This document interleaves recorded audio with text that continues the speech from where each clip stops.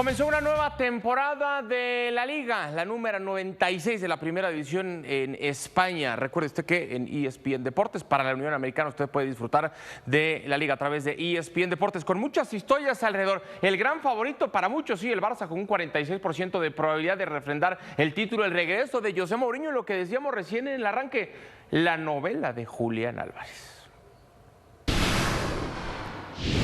Arrancamos hablando del gran favorito y bien reforzado para muchos, Barcelona, con la llegada de Rodri, campeón del mundo. Bueno, arrancó con el pie derecho, poniéndole un auténtico baile 5-0 al conjunto del Elche. En el Martínez Valero se despacharon con la cuchara grande y dejan en claro que son, insisto, para muchos los máximos o grandes favoritos al título. Y también se presentó en su segunda etapa con el club José Mourinho, de visita en la cancha del Español de Barcelona. 2-1, triunfo del equipo merengue, gol de Bellingham, después Calatrava empató para los periquitos y al final, minuto 90, gol de Carlos Espí. Jugaron todos los refuerzos del Madrid, por los que pagaron millones, y el que costó menos fue el que marcó. Hablemos ahora del conjunto del Atlético de Madrid. Sin caras, Julián Álvarez estuvo en el banco. Y después ojo con lo que ocurre al término del partido, porque van todos los futbolistas a reconocer a la grada. Y cuando digo todos, me refiero a todos menos el que había ingresado al minuto 65 de partido. Julián fue el único que se fue directo al vestidor. El Cholo dijo fue decisión del equipo. Bueno, historias de amor al odio en el Atlético de Madrid. Han existido varios jugadores, recordemos, uno de ellos es nuestro Hugo Sánchez. A pesar de marcar 80 goles oficiales y de conseguir una Copa del Rey, se ganó el odio y repudio de alguna gran parte de la fanaticada después de fichar por el Real Madrid en 1985. Otro jugador que sufrió la misma situación que el delantero mexicano fue el guardameta Thibaut Courtois, quien tuvo un paso por el cuadro colchonero a préstamo del Chelsea del 2011 al 2014. En dicho periodo se volvió fundamental para conseguir una Europa League, una Copa del Rey y una Liga. Después de terminar su sesión y regresar con el equipo de Londres en 2018, se fue al conjunto merengue. Luego de permanecer 5 temporadas con los madrileños, Sergio El Kun Agüero pediría su salida del club posterior a la Copa América de ese mismo año. Sería el Manchester City, el cual desembolsaría alrededor de 45 millones de euros y a la postre el argentino se convertiría en una de las leyendas de los Citizens y máximo goleador histórico del club.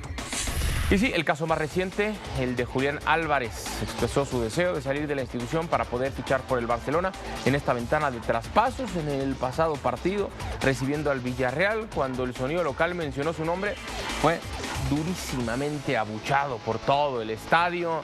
Se fue sin saludar a la grada. Esto no pinta bien, Una situación que nació desde el hígado de la afición del Atlético de Madrid. No se le puede pedir razonar a la afición que siente y va al estadio a manifestarse, pero alguien que tiene una opinión balanceada, bien sopesada, equilibrada, Alex Pareja con nosotros para hablar de la situación de Julián Álvarez. Don Alex Pareja, siempre un gusto platicar contigo en este tipo de situaciones de fútbol internacional. Te mando un gran abrazo. Hablemos de Julián Álvarez. A tu juicio, ¿quién actuó bien, quién actuó mal y si es entendible al menos lo que se presentó ayer en el estadio del Atlético de Madrid? ¿Cómo estás? ¿Qué tal, Miguel? Un abrazo para ti, para Adal y para toda la gente guapa en el estudio.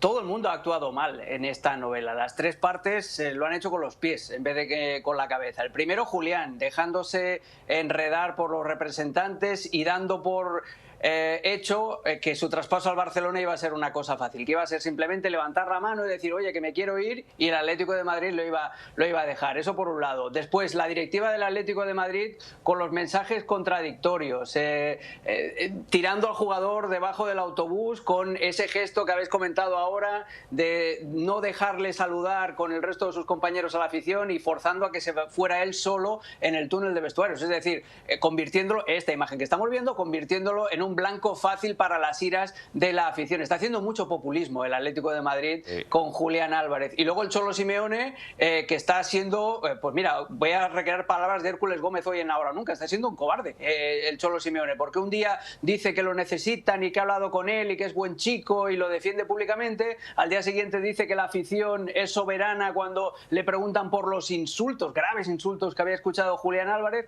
Aquí las tres partes lo están haciendo muy pero que muy mal, pero Julián tiene que entender que una cosa es decir que quieres salir del Atlético de Madrid y otra cosa es decir que te quieres ir al Barcelona. La primera aún se puede gestionar, había esa oferta de 150 millones del Real Madrid a principio de verano. La segunda, empecinarte en un callejón sin salida, pues al final te va a acabar jugando en contra. Sí, totalmente de acuerdo, creo que lo has explicado muy bien y yo creo que ya no hay salida, ¿no? A reserva de que venga algo extraordinario, Julián pues sí ha sido mal aconsejado y ahora tiene que atenerse a las consecuencias.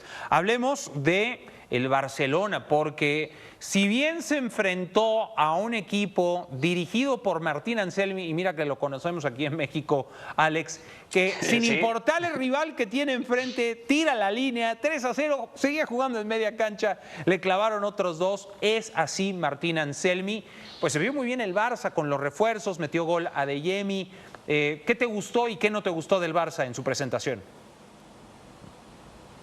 Me gustó la polivalencia y la capacidad que tiene Hansi Flick de mover al equipo sin necesidad de hacer cambios. Todos los jugadores tienen al menos dos posiciones. Eric García jugó de lateral derecho, que ha jugado en todas las cuatro posiciones de la defensa y acabó jugando de pivote. Xavi Espar, que es un centrocampista, hace un partido más que correcto de lateral izquierdo. Rafinha como delantero es una cosa bárbara para el equipo porque él es el primero en iniciar la presión y así es como arrancan los dos primeros goles. Adeyemi, que puede jugar de punta o de extremo izquierdo. Gordon, que juega de extremo izquierdo y que da una asistencia. Fermín, que es un jugadorazo y que se va a quitar la espina de no haber podido ser campeón del mundo con sus compañeros de selección por culpa de la lesión. Hay muchas cosas positivas y lo mejor es que ni siquiera el Barça necesitó de la mejor versión de Lamine Yamal o una versión que se le acerque a esa versión óptima de Lamine Yamal para hacer un partido muy pero que muy ilusionante. Todo con el asterisco, y estoy totalmente de acuerdo contigo, Miguel, del juego del Elche, que le va como anillo al dedo, porque es un equipo que intenta jugar desde atrás y si le presionas, pues tienes los dos primeros goles y luego en la segunda parte la radiografía. Tiro a la línea adelantada porque quiero hacer la cancha muy corta y a la velocidad te acaba matando el Barcelona. Es un inicio ilusionante, pero con el condicionante del que dices, que pocos rivales como el Elche, tan valientes o tan suicidas, depende de cómo lo quieras ver, te vas a encontrar a lo largo de la temporada. En este caso sí me parece que suicida es el adjetivo que queda perfectamente para el equipo de Martín Anselmi. Por último, Alex, hablemos del Real Madrid, de José Mourinho, que ya metió a Cucurella, jugó Dumfries, Bernardo Silva, entró Diomandé.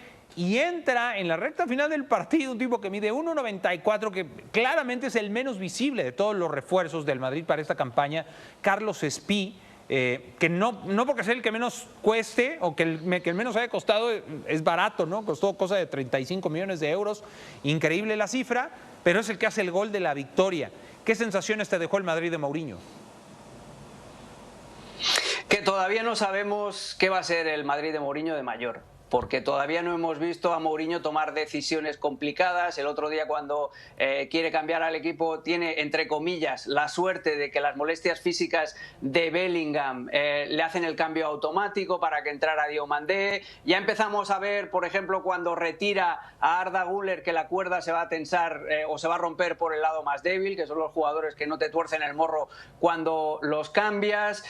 Vimos 20 primeros buenos minutos con buena actitud al nivel de presión, pero luego vimos cómo el Madrid recuperaba los vicios antiguos de no querer bajar para cubrir a tu lateral en el caso de Vinicius, de no querer hacer la primera presión en el caso de Kylian Mbappé. Todavía es una moneda al aire, pero me encanta la historia de Carlos Espí. Carlos Espí arranca la temporada en el Levante siendo suplente de Eta Young, juega 95 minutos en el primer tramo de temporada hasta el 4 de enero no tiene su primer gol con el Levante, y a partir de ahí es una historia maravillosa. Es un perfil que necesitaba el Real Madrid, lo vimos el año pasado cómo echaban de menos a Joselu, y necesitas, lo que dices tú, un tipo alto de 1,95 m que sea capaz de hacerte el trabajo sucio dentro del área y que te libere un poquito de presión y de espacio para Kylian Mbappé también. Sí, de acuerdo. Es interesante, aunque se le cerraron los espacios al Madrid con un español recluido, creo que ahí es donde más problemas podrá tener este equipo